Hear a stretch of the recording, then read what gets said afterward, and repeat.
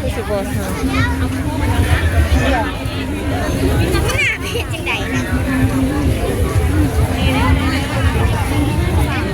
ไปไก่ได้ไหมคะ ดังกระเป๋าเด้อ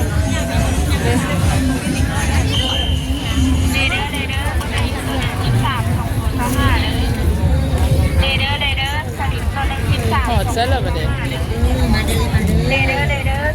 ส่งเสือทุกโตไปที่น้องกินที่ บ่ได้หนาวจังดีเนาะ ส่ง หนาวนั่นจังโต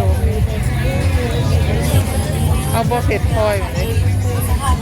เกือบแตะคูซาพันกีบมาแบบบึงได้เด้อเกือบงามๆขายเลยทุกคูสภาพันกีบเกือบแตะคูซาพันกีบมาแบบบึงได้เด้อเกือบงามๆขายเลยทุกคูสภาพันกีบเกือบแตะคูซาพันกีบมาแบบบึงได้เด้อเกือบงามๆขายเลยทุกคูสภาพันกีบเกือบแตะคูซาพันกีบมาแบบบึงได้เด้อ ห่านใหญ่ๆก็สิอยู่พุ่นละว่าเนาะ